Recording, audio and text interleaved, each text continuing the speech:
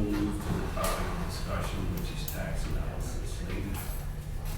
Good afternoon, Commissioners. Just to begin, I'd like to thank Michelle, Roan, and Teresa for helping with all the research, because there was a lot of material that's available and a lot that is not. So they did a great job of putting together, especially on the state budget and all that information. So starting there, we'll begin.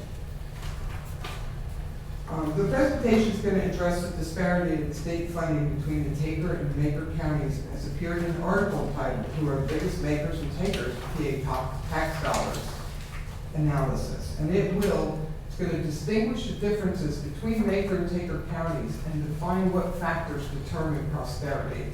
And it's going to examine the state operating fund and the general fund and indicating the difficulties of determining state allocation by county.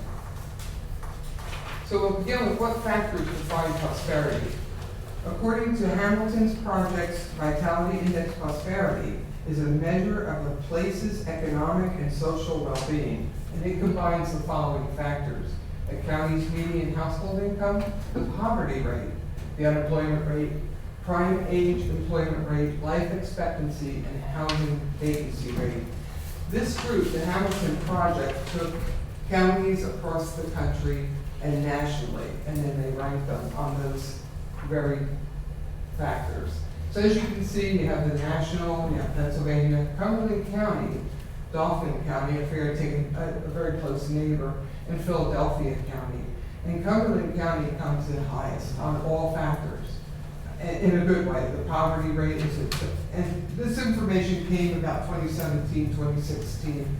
So at that time, the poverty rate was at 7.8%, which was lower than the national average and lower than the neighbors, lower than the state average. Unemployment rate at that time was at 4.2% versus the high at 11.3% in Philadelphia County, and the national level was at 6.6%. The employment rate was at 81.3%, again, outclassing everybody else, and the housing vacancy rate was lower, and the life expectancy was higher at 80.4 years.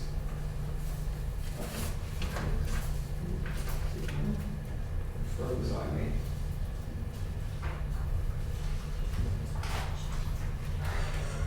What did I do? I didn't do anything. Okay, so we're just gonna have to move on. I'm sorry, the clipper's not working. So what factors explain the vitality of a county? Educational attainment, and that's in terms of high school and college completion, and this was the strongest factor and predictor of vitality.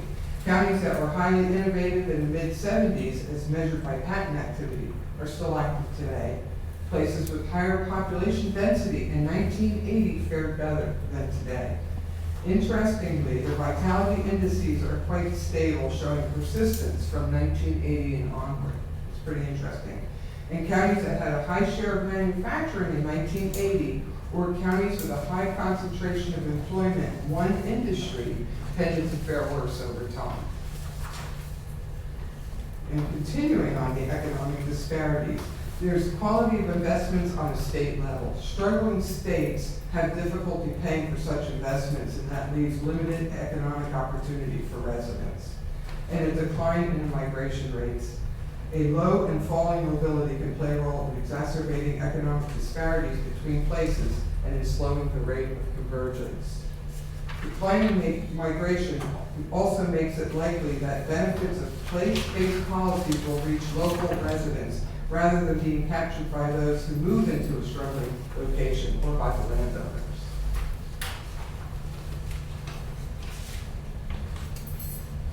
And through the nation's history in the 20th century, large gaps between regions were closing as the poorer places grew faster and converged with higher income locations. However, since 1980, that convergence has stopped and leaving sizable gaps in economic outcomes across the regions. Oh, we got it back. Thank you. So the next factor that plays into funding for counties is population and census. So we're going to talk about the census and how population counts are used for funding federal funding allocations. And in a recent paper published by the Census Bureau, they cite the following. The 132 programs use Census Bureau data to distribute more than $675 billion in funds during fiscal year 2015. Census Bureau data includes decennial census program data from the following groups. Of course, the decennial census data, which we're coming up on now. The American Community Survey, the ACS data. This one's an interesting one because people get this and they don't realize that it's really attached to census. And I see this sometimes on social media, it's just a scam, and they'll show their form. And then, of course, geographic program data. That's the longer form, right? Because there's usually there's the one just for the census, and then there's one where they ask different questions. Yeah. It could be long and it could be short, Jim. Even on the decennial census, there's two forms that go out. There's a long form and a short form. Yeah. And then on that ACS, I don't know if you've ever gotten one. It's pretty detailed. The one that I had to fill out. Yeah, it's pretty comprehensive. So I would say that they stay away from asking any personal information on that, but right. It does kind of like try to get a handle on different issues of what's going on in the household and different factors going on in the household. It's kind of interesting, but like a lot of people just don't realize that is part of the census collection, and you'll see it in those interim years. Yes. So federal programs use Census Bureau data to distribute funds in three ways. Everything with them is three, which you'll see. Selection and/or recipient of funds. So programs use census data to define either characteristics of populations served by the program or characteristics of the government organizations eligible to receive and then provide those services. They also award or allocation of funds. Programs use census data to determine the funds distributed to eligible recipients and providers, and then they monitor and assess the program's performance. So programs use Census Bureau data to ensure that they are functioning as designed, to encourage and reward effective administration of those programs. And then they will also use that data to explore alternative methods of funds distribution if it isn't quite right or working the way it was designed. So, and these uses, so to continue with the Census Bureau data, these uses help illustrate the value of accurate Census Bureau data to the public, primarily along, again, three common themes. Census Bureau data enable federal programs to fund initiatives by using population counts and characteristics to target and distribute those funds. Census Bureau data provide a tool for evidence-based decision-making in government, communities, and industry, which builds confidence in the government and the economy. And Census Bureau data provides substantial return on investment to the public when considered against the total funds allocated based on those data. So it's pretty critical, as you're probably very well aware. Here's what I go into for. So Census Bureau data, publicly available Census Bureau data are used in at least 4 distinct types of federal assistance, and that's categorical grants, but these grants are either formula or project grants. Then they have project grants, direct payments for specified use, and direct loans. I go into detail what the Government Accounting Office has a definition for each of these programs. That's actually in your report. I didn't reiterate them here. So with that, I'm going to turn it over to Therese, who's going to talk about the state budget. Okay. The state budget is funded primarily through state taxes, federal funds, and fees. The federal government revenue accounts for 35% of the state funds. The remaining 65% comes from sources within the Commonwealth. And the Pennsylvania revenue sources by fund. The general fund consists of funds raised in Pennsylvania. It includes personal income taxes, corporate taxes, sales taxes, and other fees and taxes. The federal funds come from the federal government and are designated for areas such as human service and transportation. Minor and restricted funds consist of revenues derived from more than 100 sources, such as casino revenues and the sales of fishing license. The motor license fund is comprised of gasoline taxes, vehicle registration fees, and fines. This fund pays for roads and bridge constructions and Pennsylvania State Police Highway Patrol. Special funds consist of specific revenue sources such as lottery funds and the tobacco settlement funds for dedicated uses. And here, the next slide there is the breakout of all the funds. And as you can see, the federal fund is 35% of the total. Okay, the general fund revenue sources by funds. The personal income tax is collected at a flat of 3.07%. Sales and use tax is collected at a rate of 6%. Depending on some municipalities, the sales tax can be as high as 8%. The corporate taxes There's are only two places in Pennsylvania. Philadelphia is at 8%, and Allegheny County is at 7%. That's correct. All the rest of them are 6%. Okay, the corporate taxes are made up of corporate net income taxes at a rate of 9.99%.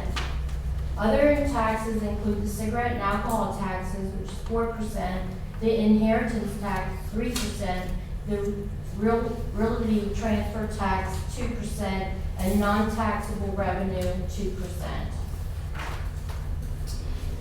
The general fund is made up of 8 different revenue streams, which almost 90% of revenue comes from these 3 sources: the personal income tax, the sales tax, and the corporate tax. Sales and corporate taxes, sorry. Cigarette and liquor inheritance, realty transfer, and non-tax revenue make up the remainder. The general fund pays primarily toward education, human services, health care, and public safety.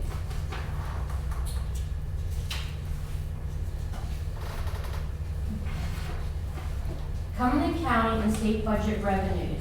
Due to differing methods of collection, tax laws, and state record keeping, taxes can be directly attributed to specific counties with varying degrees of precision. Personal income, inheritance, and realty transfer taxes can definitely be attributed to specific counties, while sales tax revenue are less accurate. The county data shows represent sales and use taxes collection by county of remittance and do not represent sales and use tax by county for sales. And then there's a chart with the sales tax by the county. Okay. The corporate tax revenue are not collected and accounted for in a manner that illustrates in which county the big business activity occurred. The best available proxy for attributing corporate tax revenue by geography is to estimate the region's share of the state's economic activity using multiple measures such as gross product and business payroll data. Even then, the estimate would be a guess and not provide solid data to conclude an exact figure. The state general fund expenditures. Education represents the largest general fund expenditure, followed by medical assistance and other human service programs. These programs include mental health, cash assistance, and child welfare services. And then there's the chart of the funding. Cumberland County and state budget expenditures. Determining the share of general fund expenditures received by Cumberland County or any county presents a challenge. Not all expenditure categories and subcategories can be clearly analyzed by county. So, as with revenues, county level expenditures can only be estimated with varying degree of accuracy. For departments and programs that are funded through state and federal funds, often and in some cases, separate data is not available. Continuing, this revenue will take a look at education and the Department of Human Service. These departments receive the lion's share of the general fund expenditures. Education funding is the largest budget item and accounts for 43% of the general fund expenditures, with 35% allocated to K through 12 and 5% allocated for higher education. State colleges and universities receive significant state funding. Analyzing that funding from the county perspective is off-limited, used as these institutions serve residents from across the state as well as outside the states. Human service funding is the second largest budget item and accounts for 38% of the general fund expenditures. From that, 21% is allocated to medical assistance. Additional funds for medical assistance come from the federal government and other state sources, including the lottery fund. Data in this category is available that provides the number of individuals receiving medical assistance by county. The data does not provide actual expenditures by the county.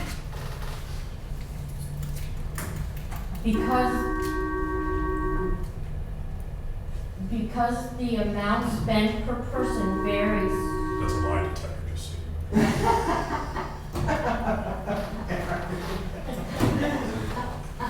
Sorry. Because the amount spent per person varies greatly, using enrollment numbers to estimate county spending by county provides a relatively crude estimate of actual expenditures. Interesting, although children constitute a large share of individuals receiving medical assistance benefits, but the elderly and the disabled consumes a larger dollar amount of spending. The medical assistant transportation program is crucial to counties. Examples of this funding includes case management, adult daycare, counseling, employment and life skills, and protective services. Employment and Human Service continued. Income maintenance programs include temporary assistance for needy family, general cash assistance, and supplemental nutrition assistance program. Of these programs, only general cash assistance receives substantial funding from the general fund. TANF and SNAP are federally funded but are administered by the state. Data for the state general fund expenditures by county is available. So in conclusion, the data collection to determine a return on investment or a dollar paid to a dollar received is difficult, if not impossible, to get an accurate picture.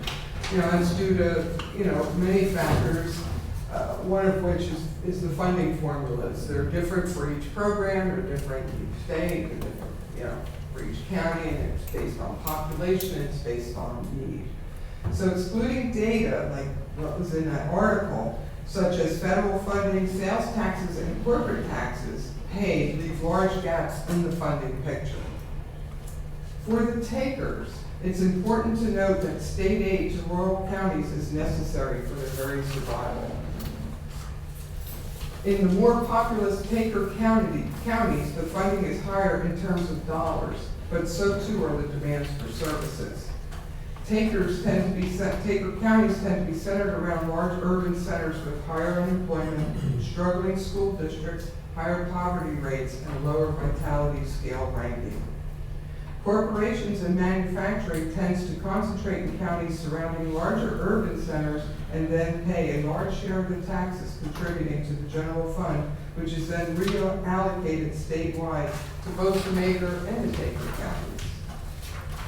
For the makers, they tend to have lower unemployment rates, good to excellent school districts, lower poverty rates, lower crime, and a higher vitality scale. They are also attractive places to live, and they encourage young families and companies to relocate. So in the end, I think a maker, the whole premise of taxes is a redistribution of wealth from the wealthy to the more needy, I guess. And I think it's a good place to be in a maker county. But that doesn't mean we can rest on our laurels. There's a lot of programs out there that we can, always explore to bring in further tax dollars. I mean, just recently we had the RCAP funding. We got both. Lemoyne Middle School got their funding for the RCAP as well as the ballet center. So that's money that comes into the county that's not included in articles like the one you just read. And that's kind of our conclusion with that. Well, I want to thank you ladies for providing us, taking a look. I mean, I guess, again, I had the privilege to work in state government for over 30 years, so I'm somewhat familiar with all the different funding streams and the funding sources. And of course, but when we saw this article appeared, I guess it was written by Tom Farrick, and it raised questions as to whether or not we're getting a fair share, and makers and takers. And then I thought it was interesting, that other article that appeared, talked in terms of the most least prosperous places to live in Pennsylvania. And it was almost like flipped in terms of where we stand as a county in terms of being one of the makers, but we're like at the bottom in terms of the money coming in here. Right. But we're at the top, on one of the, I think we're, according to this other article, number 4 in terms of prosperity of all the counties, in Pennsylvania. So, I think one of the things that we're aware of is that Vince, Karen, and I have already taken the lead. I think we're going to be hands-on in trying to advocate for the census, to make sure that everybody's counted. That's going to be important. It's important every 10 years. But not all of the funding that comes back to Cumberland County is based on population. It's not, as you mentioned, it's based on need. And for example, medical assistance, I'll just use that as an example. You have to qualify for medical assistance. We probably don't have as many people who qualify for medical assistance in Cumberland County as other locations. So, there's guidelines for programs, and that actually, ends up. But I feel pretty good about at least what we do through finance, what we do here in the county as a whole, in terms of trying to make sure that we try to collect every fair share that we can get back. I think the census, what concerns me is they determined after whatever happened 10 years ago, and I don't know where they're getting this number, but the suggestion is that we were undercounted by as many as 40,000 people. And that's a lot of people to be undercounted. Now, I don't know where they come up with that projection. I don't know how they reached that conclusion, but I know that what we need to do is make sure that everybody's counted. And I think we launched that effort here. We're going to stay on top of it as commissioners. I think also we're going to be working with our municipal leaders to encourage them to help out. I'm pretty impressed with this Cindy Dwyer, who's a retired colonel from the Boiling Springs area, and she's kind of leading up the effort. And I got to tell you, because I was talking to a group of people, I found out that we're going to hire over 1,600 people, part-time, temporary, full-time positions that are paid for by the U.S. Census to work just in Cumberland County to make sure everybody's counted. So we got over, like I said, 1,600 people are going to be working this, in addition to whatever we do at the county, whatever our municipalities do, whatever our school districts do. So I feel pretty good about it. And then she also told me the other day when I had a chance to talk with her that the Census Bureau is hiring 1 million people nationwide. So, Did you get your application? but I thought to myself, you gotta be kidding me. Okay, but anyway, so they're going to spend billions. I mean, to do this, but we do this once every 10 years. And this year, the first year, I think they're gonna try, you can apparently sign up online. Yeah. We'll see how all that works out. Yeah. I'm worried about anything online. But anyway, that's all. So anyway, thank you again, ladies, and appreciate you taking a close look at this. I think we can be, I think we can be glad where we live, to be honest with you. Yeah, I'd be proud. You know, so, you know, we try to do our best. I mean, the school districts, I mean, you know, you can always make an argument. I think we can make that argument here in Cumberland County that we're not getting our fair share of funding from the state for our schools. But they have a new funding formula. If they could just now actually fund it, they're using the old form because they're holding all these other school districts harmless. Right. You know what I mean? I do. You know, some of the districts in the western part of the state that have lost population, they have empty buildings, and they're continuing to receive the same amount of money. And yet we have a growing population. We have more students that, you know, need to be educated, and we're not really getting our fair share there. No. So, I mean, that's one area I think that, you know, needs to be addressed, but that takes leadership at the state to do that.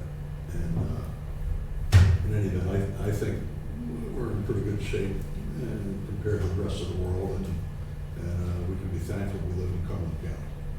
Heather, do you have any comment? Yeah, I guess just to echo this, it was a very nice job on this, so I see this as being a nice reference piece. A lot of this, I think we had some knowledge of, so we have it all in one place, so, and it takes a big picture approach, which I'm a big believer in the fundamentals, so we got to always go back to the fundamentals, instead of getting lost in the small details of this issue or that issue, so I'll certainly be hanging on to this and referring back to it and putting it to good use. I'll just echo what Jim said about the whole harmless. We run into this time and time again, and it warps the outcome of, even if you get an accurate count, it's not the count that's the problem, it's the politics that intervenes in the count. So we'd certainly love to see that be addressed by the legislature and other leadership, but we're not holding our breath on that here. So, yeah, I mean, we're making a good effort on the census, and we'll get as close to that as we can. I'm curious too about the estimated shortfall and how they calculate that. So we may look into that a little bit more, but by and large, I think this is very nicely done. I appreciate your efforts on this. Well, thank you. They work hard on it, they really do. And it shows, I mean, it shows in the quality.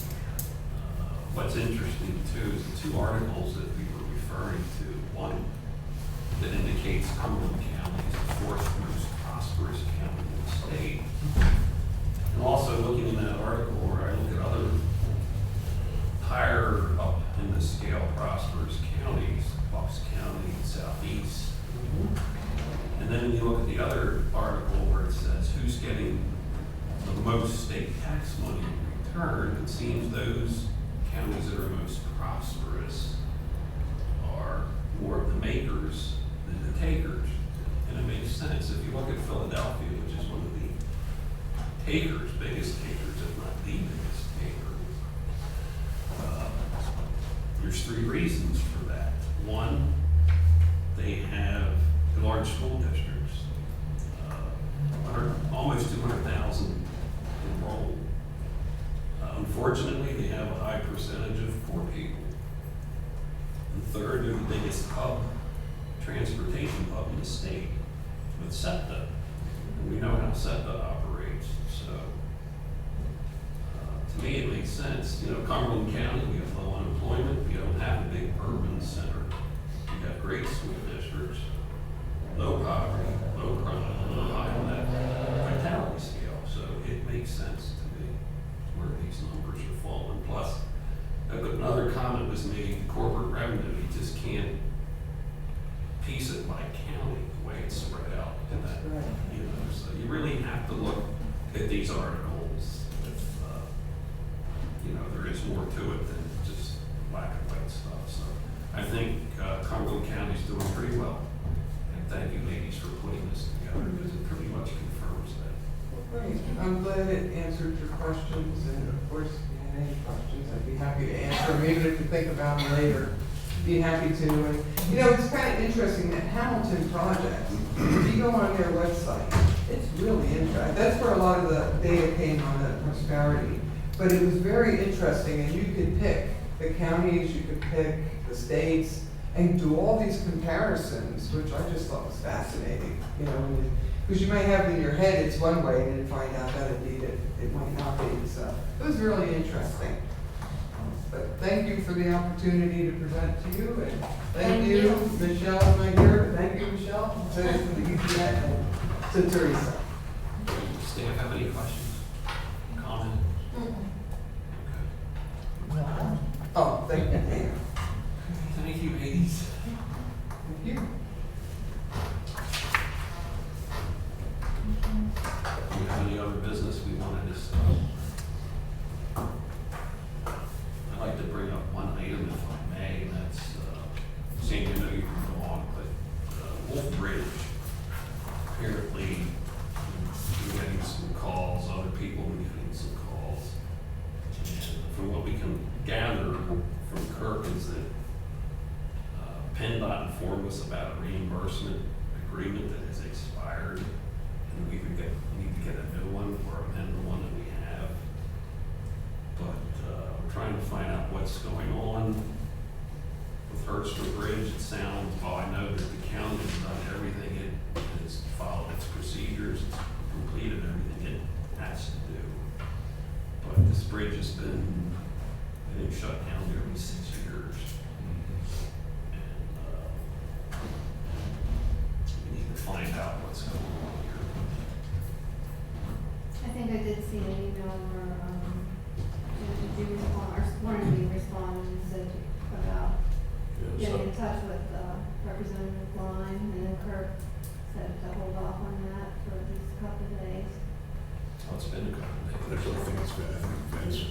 I think what Kirk was saying, and correct me if I'm wrong on this, guys, he wanted to wait to see if we got the reply from the feds Okay. that would tell us a yay or nay on the reimbursement, so we know exactly where we stand. I'll just say off the top of my head, having seen that, I don't think you can communicate too much on this issue. Mhm. And if that's where we are, I have no problem putting out a news release that says this is where we are. Even if it's not resolved yet, people are going to be curious. In fact, we did hear from Representative Grimes, there's definitely some misinformation floating out there in terms of what the county's decisions are and what our level of responsibility is. It's always good to counter those things. You know, for some people, they don't matter. Well, I know this is the bridge where we had to go through all those other hoops, because this is one of those projects that's funded primarily with federal funds. And I think that if I recall correctly, and there was a newspaper article where Vince was quoted as saying that he would be happy to put on waders and go into the creek and to look for the endangered mussels. Right? And, you know, the 15,000. bottom line is that the constituents in Middlesex have been very patient over all this. The bridge has been closed now for, like Vince mentioned, well, it's over 5 years. It's September 13, I think, is when it was closed. That's a long time. It is. So I guess I would join with Vince and Gary, whatever we can do to help move this thing to construction. You know, according to the schedule, the bids are supposed to open this month, right? And we're supposed to go to construction in November. So, and that's gonna take about a year to build it. So, you know, if there's any, you know, I think we need to just, I'm willing to do whatever. We need to send a letter to PennDOT, we need to send a letter to HRG, whatever we gotta do. You know, I would like to see this project move to fruition. We got a lot on the plate, we got other things, and Orr's Bridge, thank God, is finally away. Looks pretty good, by the way. I drove by there the other day, and it looks like they're all working. There's people that are stopping there to check it out. It is a pretty interesting and involved project. But yeah, I mean, we've done everything at the county board, I feel, here at this level. We were the first to pass the $5 vehicle registration fee. And we've had a pretty coordinated capital improvement plan in the works. And so, we want to see these things get done and keep them moving along. And if there's any, I should say, unnecessary delays, we should try to get this stuff moving along. So, I'll check on. Okay, any other business in the meeting? Okay, is there a motion to adjourn? So Thank you.